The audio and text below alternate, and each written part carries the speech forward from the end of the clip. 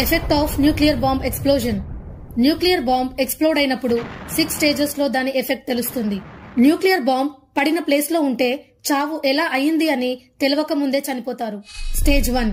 Sudden గా big flash light కనిపిస్తుంది. ఆ లైట్ ఎంత బ్రైట్ గా ఉంటది అంటే టెంపరరీగా మనకి ఐస్ కనిపించవు మరియు బ్రెయిన్ షాక్ లో ఉంటుంది. స్టేజ్ 2. ఒక హీట్ వేవ్ వస్తుంది. 8 కిలోమీటర్స్ రేడియస్ వరకు వ్యాపిస్తుంది. 2 కిలోమీటర్స్ రేడియస్ లో ఎక్కడ ఉన్నా ఆ హీట్ వేవ్ కి బాడీ బూడిదలా మారిపోయి గాలిలో కలిసిపోతుంది. ఎందుకంటే ఆ హీట్ అనేది 10 మిలియన్ డిగ్రీస్ సెల్సియస్ ఉంటుంది. సిచ్యువేషన్ ఎలా ఉంటది అంటే చనిపోతుంటే ఆ పెయిన్ కూడా తెలీదు. పెయిన్ అనే ఫీల్ బ్రెయిన్ కి రీచ్ కాకముందే చనిపోతారు. స్టేజ్ 3. న్యూక్లియర్ రేడియేషన్ రిలీజ్ అవుతుంది. స్టేజ్ 4. ఆకాశంలో పైకి ఎగిసిపడే ఫైర్ బాల్ కనిపిస్తుంది. స్టేజ్ 5. చాలా గట్టిగా బాంబ్ సౌండ్ వినిపిస్తుంది. స్టేజ్ 6. రేడియో యాక్టివ్ పార్టికల్స్ బూడిద పడినట్టు పడుతూనే ఉంటాయి అట్మాస్ఫియర్ నుండి.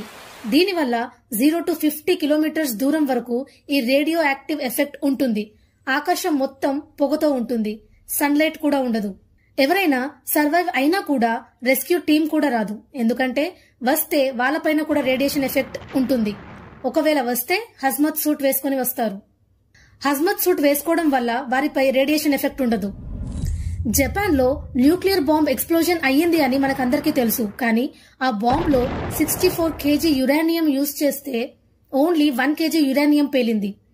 అప్పుడు అంత టెక్నాలజీ లేదు. కానీ ఇప్పుడు ఉన్న టెక్నాలజీ వల్ల ఎంత యురేనియం ఉంటే అంత పేలుతుంది.